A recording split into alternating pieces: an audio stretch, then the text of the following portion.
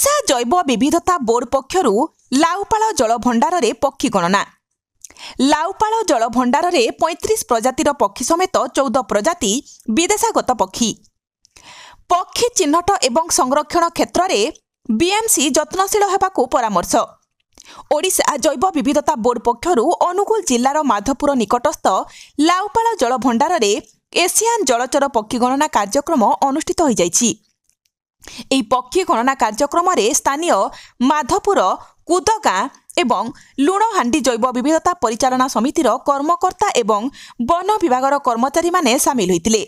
आठमल्लिक बनखंड एवं प्रकृति परिवेश और वन्य जीवन समिति पक्षरु गणना कार्यक्रम को परिचालना रे सहयोग करथिले।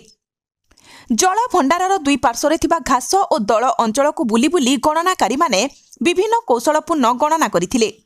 जल भंडार रे 35 प्रजातिर पक्षी दृश्यमान होइतिबा बेले 14 प्रकारर विदेशागत पक्षी थिले।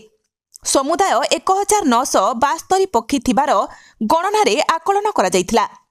माधपुर वनांचलर वनपाल संतोष नायक, ओडिशा जैव विविधता बोर्डर गवेषक सिनु आराधना, लक्ष्मीप्रिया दास, श्रीमा साइमा, ओम प्रकाश महांती एवं पक्षीप्रेमी बीरेन कुमार प्रधान, प्रकृति परिवेश और वन्य जीवन समितिर संयोजक प्रियव्रत बेहेरा प्रत्येक तत्वावधान और परिचालन में पक्षी मानकर गणना करा जाइतिला। विदेशागत पक्षी मानक मध्यरे red crested pochard, common sand piper, little ringed plover, black bill ton, northern pintail गणना समय दृश्यमान होइतिला।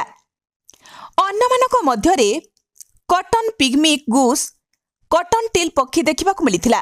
पक्षी मानकर गणना पर बीएमसी अंशग्रहणकारी मानकु पक्षी मानकर व्यवहारिक चलनी, खाद्य पानीय, प्रकृति पाई रहितिबा संतुलन प्रक्रिया सहित आम संस्कृति ऐतिह्य सहित रहितिबा संपर्क उपरे आलोचना करथिले। पक्षी मानक पाई रहितिबा विपद एवं विपदरु उद्धार कार्यक्रम और संरक्षणर विभिन्न दिग उपरे विस्तृत आलोचना करा जाइतिला। ग्रामवासी माने पक्षी मानक विषय रे अधिका जानिबा एवं सेमानकर संरक्षण रे सहयोग करा जिबा उपरे आलोचना करा जाइतिला। माधपुर कुदगाँ और लुणहांडी जैव विविधता परिचालना समितिर अध्यक्षांक समेत 21 जन कर्मकर्ता गणना रे सामिल होइतिले।